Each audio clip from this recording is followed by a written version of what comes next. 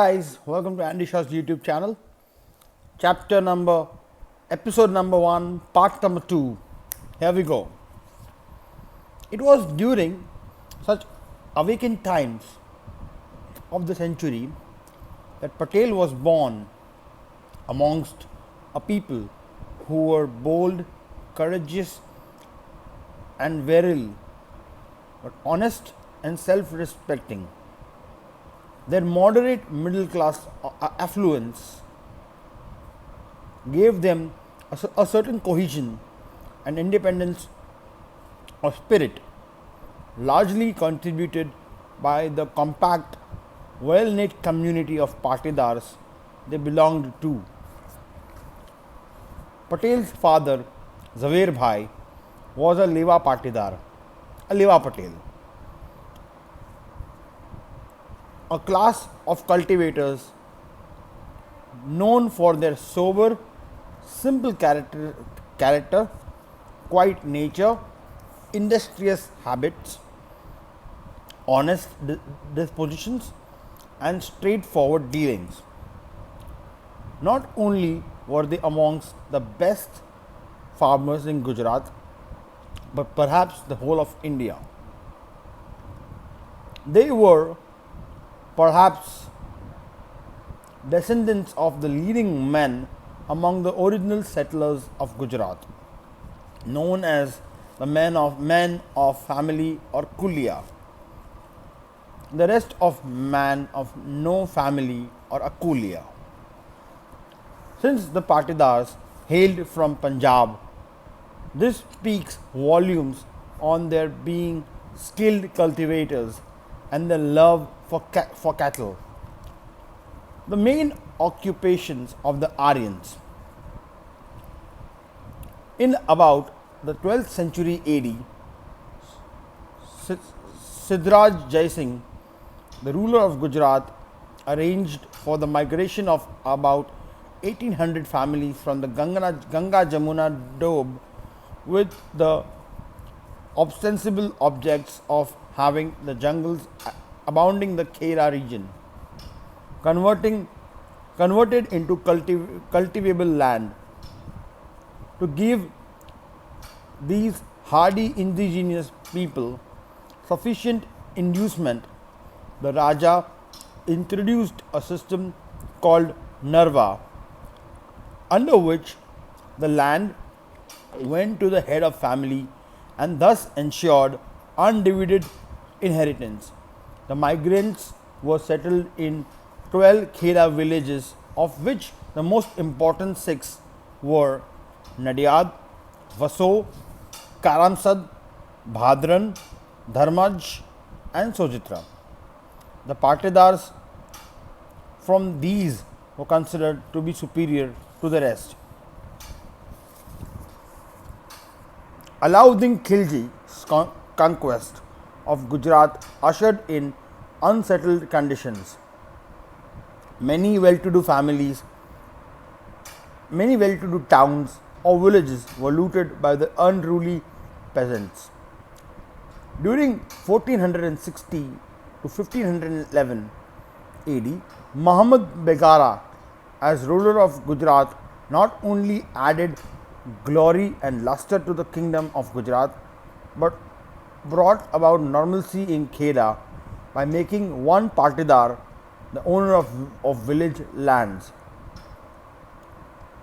They were given in perpetuity through on payment of Nazrana to the state. Such Patidars were allowed to have their own police and were invested with powers to try civil and criminal cases. Karamsad seems to have been given to Patel's ancestors, of whom Galabhai was his grandfather and Nathabhai and Sakhidas his great grandfathers. They owned about 40 acres of land. Galabhai, Zaverbhai's father, was not the only son of Sakhidas, who in turn to happen be the only son of Nathabhai. was the only son. Sorry, Gala Bhai was Zavir Bhai's only son. On Sakhi Das's death, Zavir Bhai and his brothers inherited 10 acres of land each. Zavir Bhai was thus a petty landowner or of moderate means. According to administrative reports of 1875-76, there were around 1,07,918 landowners in Kheda district, of which 62,501 owned up to 5 acres and 25,866 between 5 to 10 acres, 14,227 between 10 to 20 acres, and 4,577 between 20 to 50 acres. While Zavir Bhai belonged to the second category, his father Gala Bhai was from the last. Having come from a family which had founded Karamsad, Zavir Bhai enjoyed considerable status and esteem. Most of the Patidars sought his advice in matters of dispute. Possessing a well-built physique, Zavir Bhai was of commanding personality, resolute mind, and domineering disposition. Whenever he reproached anyone, he was listened to quietly and none dared talk back to him, a trait he passed on to Patel. In 1905, when the 30-year-old Patel was practicing at Borsad, 76-year-old Zavir Bhai, clad in white and walking erect, arrived there one day unexpectedly.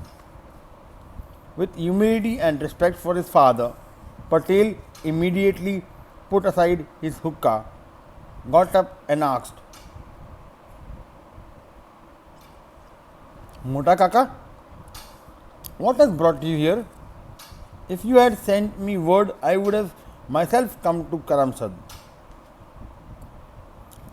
That would have also given me a chance to meet Ladbai."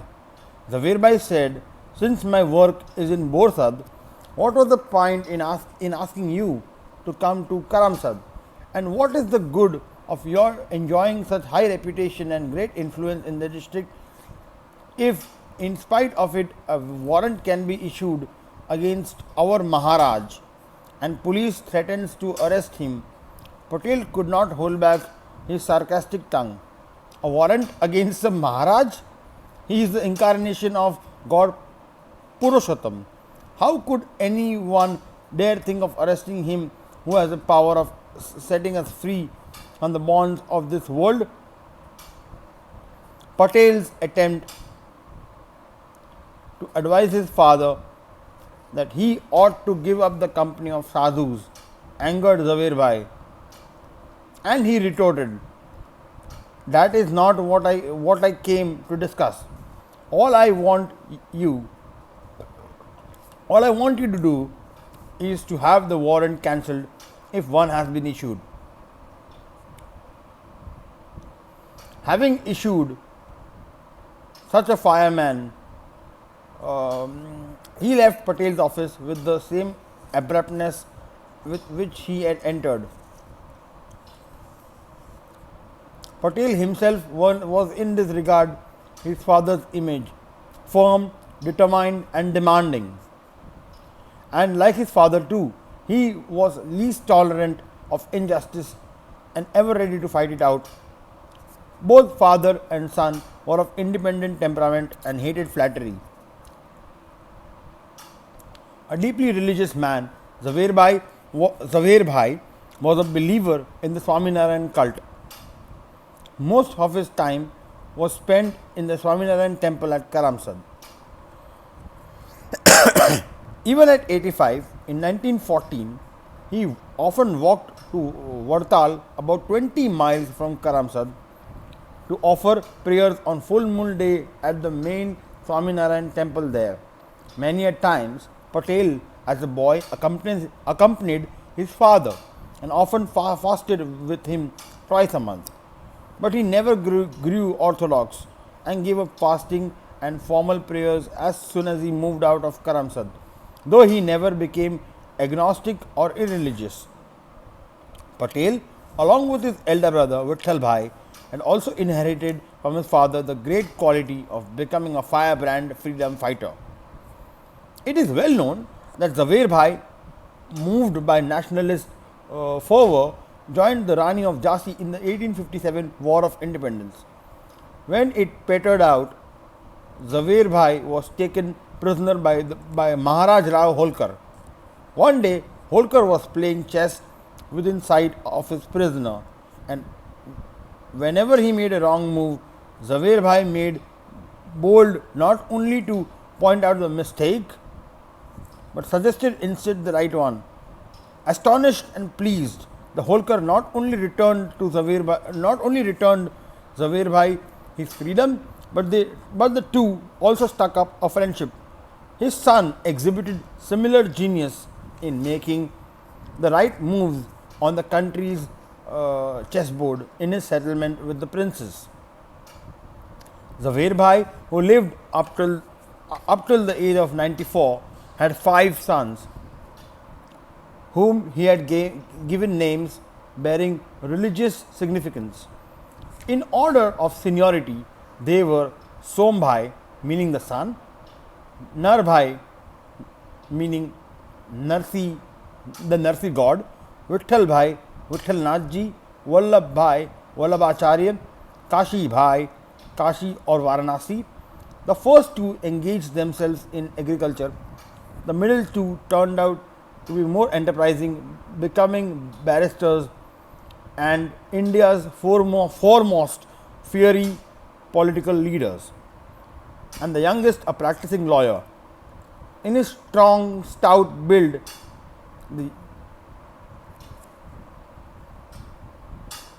in his power of endurance and capacity to bear hardship, in his fearless, bold temperament, in his determination, firmness, and resoluteness, Patel was like his father.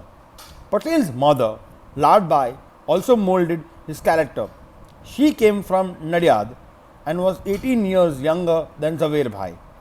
She was gentle, an expert housekeeper who looked after her guests well, and friends by nature tended to look upon her neighbors' work and troubles as her own.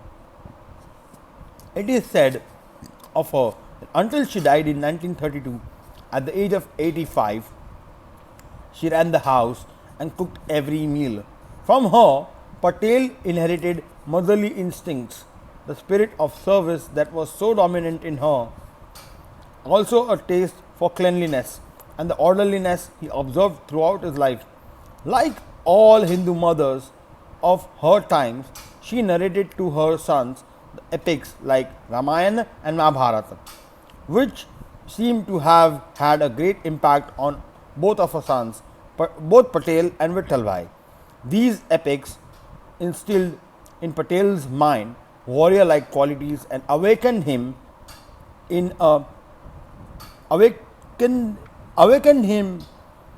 a restless spirit and an irresistible desire to fight against injustice, first at school and later on the political stage of India.